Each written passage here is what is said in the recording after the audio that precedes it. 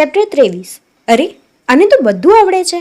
ત્યારની પરંપરા પ્રમાણે ગામડાની એ નાની નિશાળમાં ભણવા માટે નિર્મલાને દાખલ કરી. તેના કુટુંબી દાદા ત્યાં જ શિક્ષક હતા. પહેલે જ દિવસે દાદા મોશાએ અ, આ, ઈ આદિ સ્વરોની ઓળખ કરાવી. બીજે દિવસે ફરી એને પાકા કરાવવા લાગ્યા. ત્યારે નિર્મલાએ તો બધા જ બોલી બતાવ્યા ને ઓળખી બતાવ્યા. આથી બીજે દિવસે ક, ખ, ગ વગેરે બારાખડીના અક્ષરોની ઓળખ કરાવી. ત્રીજે દિવસે પૂછ્યું તો બધું જ આવડતું હતું. આખી બારાખડી તેને તો મોઢે હતી. દાદા મોશાએ પણ પછી માની લીધું કે એને તો પહેલેથી જ બધું આવડતું હશે, પણ ખરેખર એવું ન હતું. ત્યારે જ સ્વરોને વર્ણોને ઓળખતા શીખી હતી. એ જ વખતમાં બધું યાદ રહી જતું. દાદાએ આ જાણ્યું ત્યારે આવી અદ્ભુત સ્મરણ શક્તિવાળી બાલિકા ખૂબ ભણી આગળ વધશે તેમ જણાયું. પરંતુ શાળામાં ભણવા જવા માટેનો સમય એને ક્યાં મળતો હતો?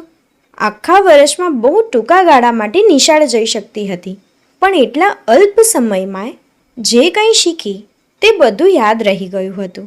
એ વખત નિશાળમાં તપાસાર્થે ઇન્સ્પેક્ટર આવવાના હતા. આથી બધા વિદ્યાર્થીઓને ફરજિયાત હાજર રહેવાનું કહેવાયું. એટલે જ નહીં, આગળના પાઠો વાંચીને બરાબર તૈયાર થઈને આવવાનું એવું છેક છેલ્લી ઘડીએ નિર્મલાને હાજર રહેવાનું કહેવાડ્યું. તે આવી તો ખરી, પણ બીજા બાળકોની જેમ અગાઉથી કોઈ પાઠ તૈયાર કર્યો ન હતો.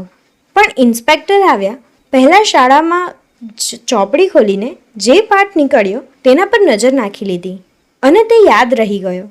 ઇન્સ્પેક્ટરે આવીને વર્ગમાં બધા બાળકોને પ્રશ્નો પૂછ્યા, પણ તેમના સાચા ખોટા જવાબોથી સંતોષ ન થયો. અંતે છેલ્લી બેઠેલી નિર્મલાનો વારો આવ્યો. તેને પ્રશ્ન પૂછાયા. તેણે તો બધા જ પ્રશ્નોના ફટાફટ તડાતડ ને ધડાધડ જવાબ આપી દીધા. નજર નાખી હતી તેમાંથી જ બધા પૂછાયેલા હતા. ઇન્સ્પેક્ટર તો ખુશ થઈ ગયા. છેલ્લે નંબરેથી ઉઠાડી પહેલે નંબરે બેસાડી દીધી.